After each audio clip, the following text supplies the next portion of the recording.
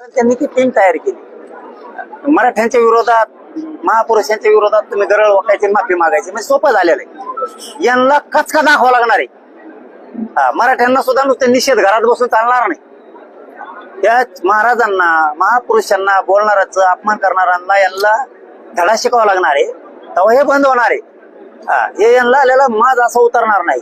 त्यासाठी आम्हालाच आता शान होणं गरजेचं आहे की दुसरा जर कोणी असतात त्यांनी आरोपी केला असता फडणवीस आतापर्यंत. त्याचे पाहुणे आहेत ना, ते सगळे सोयरे आहेत ना, ते करणार नाही. ते सोलापूरला करणार नाही.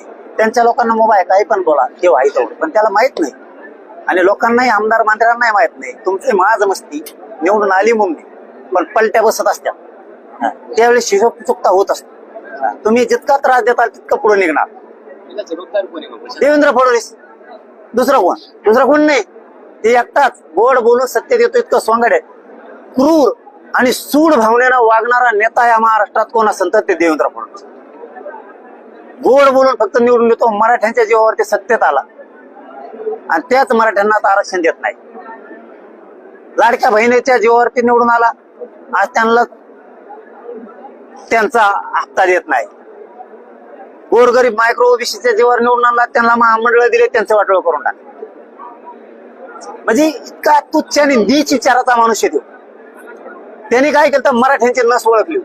मराठ्यांना फक्त गोड बोलायचं, मोठेपणा द्यायचा, हे लगेच दंगली करायला पळत आणि मग आपलं पोळी भाजून घ्यायची. आता मराठीच विचार झाले. त्यांनी नसच ओळखली देवेंद्र फडणवीसची. किती फालतू आहे हे मराठ्यांनीच ओळख. मराठ्यांना काही गरजच नाही राहिली आता कोणाची. आम्ही आमचा विकास करायला समर्थ आहेत. आम्ही आमचं आरक्षण मिळवणार, आमचे पोरं पोरी आम्ही अधिकारी करणार, उच्च शिक्षणात घालणार. आम्हीच मराठी एक येऊ. आमचा समाज आम्ही व्यवसायाकडे सुद्धा नेणार. आमचे पोरं व्यसनापासून तोडणार आम्ही. आम्ही पिढ्यानं पारचा समाजाला उभा करून ठेवणार, तात्पुरतं नाही. आणि आम्ही एकत्र पण येत जाणार, हमेशा ताकद दाखवणार. मराठ्यांनाही माझं आव्हान आहे, महिना 4 महिन्याला एकत्र येत जा. एकत्र नाही आले लोक टिंगल करतात. लोकांवर ते फुटले काय, आपण एक दिसलं की दबदबा राहतो आपला. मराठ्यांचा दरदरा कायम राहायला पाहिजे. महिना 2-3 महिन्यातून एक दिवस कायम कामबुडी जायचं, सहकुटुंब कार्यक्रमाला येत जायचं. ही विनंती माझी सगळ्या मराठ्यांना. जागे राहा, सावध राहा. आपल्याला पुढे जायचंय. आम्हाला रोजीरोटीची लई गरज आहे, ती देत नाही येत. आम्ही हिंदू आहेत. हिंदू आणि धर्म जर मोठा फडणवीसला व्हावं वाटतं तर मराठ्यांना आरक्षण मोठा कसं काय करीत नाही? तो कोणतं हिंदुत्व आहे त्याचं कोणतं हिंदुत्व आहे? बिगडी हिंदुत्व. आम्हाला छत्रपतीचं हिंदुत्व मान्य आहे, ते आम्ही चालवणार पुढं सुद्धा. ज्यावेळेस धर्मावर खरं संकट येईल त्या टायमाला बघू आम्ही लय नाही बारे. तुझ्या राजकारणासाठी तो हिंदू करणार. मग हिंदू आहेत ना आम्ही, कमून आरक्षण देत नाही. करणं बलवान धर्मच बलवान होणार. धर्मातले लोक बलवान झाल्यावर, धर्मातले लोक जर शक्तिशाली झाले तर धर्म शक्तिशाली होणार. लोक कोण मोडून पडले वाकडे तिकडे म्हणून धर्म कस काय मोठा होईल? लोक तर सशक्त पाहिजेत, बलशाली पाहिजेत. देणं बळ मराठ्यांना. मराठा हिंदू आहे, तो धर्माचं रक्षा करेन, सगळ्या नीट बी करेन. तुम्ही सुद्धा आम्हाला नीटच करायला सांगू. तू मारा भांडणं दंगली. मराठे असले की कशी कुठाकुठी होईल यांना माहित. आता कुठे होत नाहीत ना. आता त्यांचा आड होतो. संभाजीनगरला कधी झालं, मग तिकडे जाऊन आड ऐकायला देईन नागपूरला.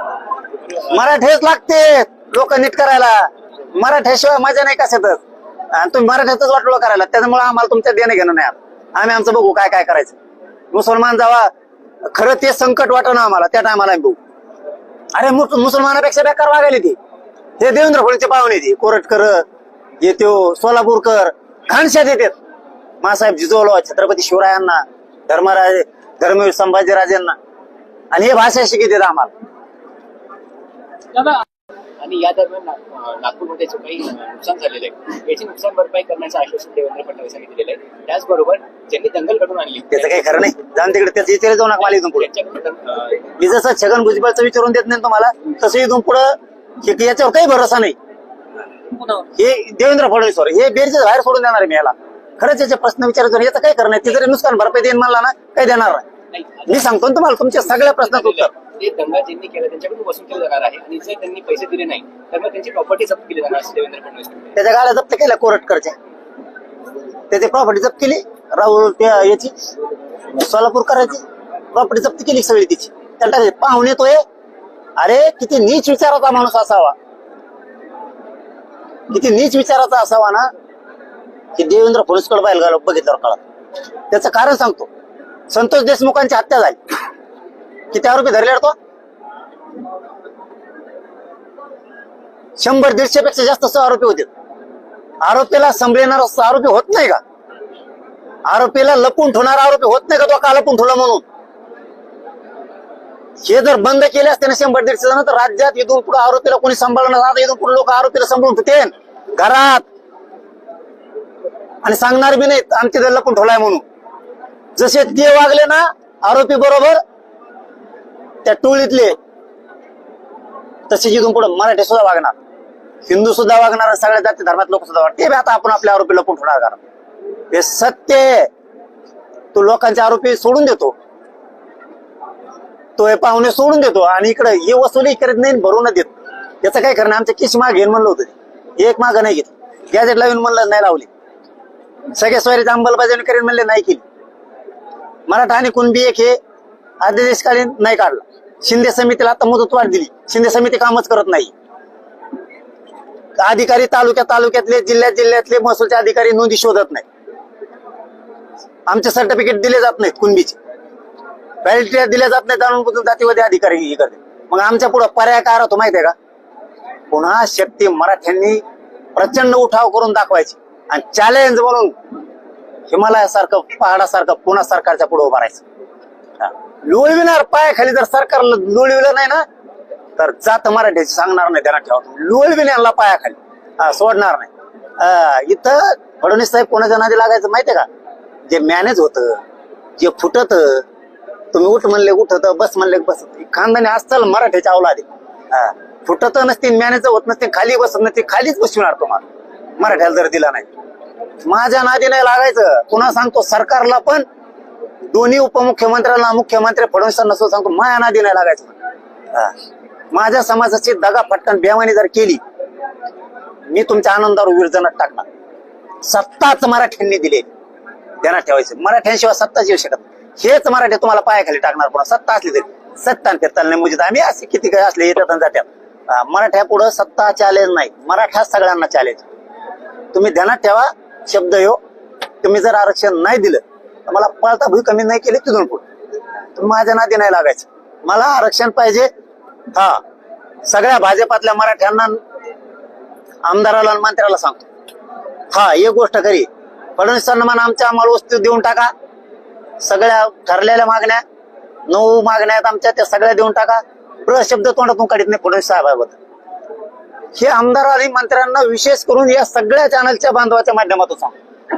जेवढे भाजपाचे आमदार आणि मंत्री आहेत, सरकारमधले जेवढे त्यांच्या युतीचे आमदार आणि मंत्री आहेत, सगळ्यांना सांगतो, एक शब्द सुद्धा फडणवीसांना बोलत नाही. आमच्या मागण्याचे अंमलबजावणी करा, माझ्या लेकरा बाळाचं मराठ्याच्या कल्याण करा. एक शब्द बोलत नाही. पण जर दिलं नाही तर मला जातीपेक्षा मोठं कुणी नाही आणि माझ्या जातीला बी स्वतःच्या लेकरापेक्षा जातीपेक्षा मोठं कुणी नाही. सरकार फिरकार मोठं, सरकारला सुद्धा तुडीणार मराठी पायात. हे चॅलेंज नाही सांगतो. आणि माया नादी पुन्हा सांगतो, लागू नका. आमच्या मागण्याची अंमलबजावणी गोडीत करा. मी बिचाऱ्या धनगर बांधवांना फसवलं कोड करून, मनोज जरांगे फसू शकत नाही. बिचारे गप्प बसले ती. पण मी गप्प बसणारातला नाही. जातीला उंचीवरच नेऊन दाखवणार मी. असा जातवाने एखाद्या जिरवीन म्हणलं ना, जिरवीतच असत. आपला कचकाल आहे अवघडे. ज्याच्या कोणी नादी लागत नाही त्याच्या मी नादी लागत असतो. लोक म्हणतात त्याच्या कोणी नादी लागत नाही. मी एकदा नादी लागलो की मी जिरीलीच. आणि मी इथून मागे सिद्ध केले. पुढे सिद्ध करायचं असलं तुम्ही फक्त आरक्षण देऊ नका, तुम्हाला कळन सरकार मोठा का मराठा मोठा. चलो, धन्यवाद. RSS असेल, विश्व हिंदू परिषद असेल, अशा अनेक संघटना आहेत जातीने या संघटना झालेल्या आहेत. त्यातच आता तुम्ही मराठ्यांच्या ज्या सेवकांची संघटना उभा करताय एका प्रकारे, या संघटनेची कार्यपद्धती सुद्धा त्या संघटनेप्रमाणे असणार तर स्वतंत्र वेगळे असणार? आम्ही संघटना उभा करतच नाही. पहिला प्रश्न क्लिअर. कारण संघटनेचा उद्देश काय असतो? मराठा एक करणं आणि त्यांचे प्रश्न सोडवणं. आमचा उद्देश काय? मराठा समाज एक करणं आणि सोडवणं. मराठा समाज एक बी झाला, प्रश्न सुटला. आणि संघटनेत काय करायचे? संघटना फंघटना पक्षांपेक्षा काही समान नाही. काय एक सेवक एवढा मोठा बलाढ्य समाज आहे, 7 करोड. काम कुणाला सांगायचं, अडी अडचणी सांगायचं कोणाला गोरगरीब. एक आम्ही त्यांना सेवक द्यायलो, त्यांचंच लेकरू, त्यांचंच गाव, त्यांच्याच अडचणी सोडून घेण्यासाठी त्यांना नियम तिथं द्यायला लागलो. ते त्यांना अडचणी सांगताना आपलं सोडायचा प्रयत्न करून नाही सुटल्या तर आंदोलनाच्या माध्यम करू आपण मोठमोठाले. हे आमचा उद्देश आहे. आणि जरी त्याला मराठा सेवक नाव असलं तरी नाव मराठा सेवक, पण काम करणार सगळ्या जाती धर्माचं. हा, हे आमचा त्याच्या मागचा उद्देश. सगळ्या जातीचं काम मराठा सेवक करणार, पण मराठ्यांसाठी हक्काचा एक माणूस त्यांना आधार म्हणून देणं गरजेचं होतं. शहरात वार्डानुसार आणि गावात गावानुसार एक, हे पूर्ण राज्यभर आम्ही उभा करणार. ती मात्र सेवक म्हणूनच, संघटना राजकारण म्हणून नाही, आणि ते कधी होणार नाही. सेवक म्हणून पक्षाचा संघटनेचा माणूस नसणार. जर तो त्याच्यात घुसला तर आम्ही त्याला काढून टाकणार. आणि तशा माणसाने मराठा सेवक म्हणून राहू पण नाही मनाने. कारण पुढे चालून जर उघडं पडलं, पक्षाचा अजेंडा घेऊन मराठा सेवक म्हणून तू आमचा घुसला होता, तर मराठा समाज तुला पूर्ण संपून टाकी राजकीय सामाजिक करिअर मधून. त्याच्यामुळं तशा लोकांनी होऊ पण नाही. मराठ्यांच्या सेवा करण्यासाठी नोकर म्हणून याच्यात मराठा सेवक म्हणून प्रत्येकानं उतरावं. दादा दादा तुम्ही आता चर्चेदरम्यान मुंबईला जाण्याची सुद्धा निर्णय घेतला. मुंबईला जाण्याबाबत सुद्धा तुम्ही बोललेला आहात, गारगार हवेत तुम्ही जाणार आहात. नेमकी ही तारीख काय असणार आणि केव्हा? नाही, ती ठरवू आम्ही अचानकच ठरवू. कारण अचानक धोका देणाऱ्या माणसाला अचानकच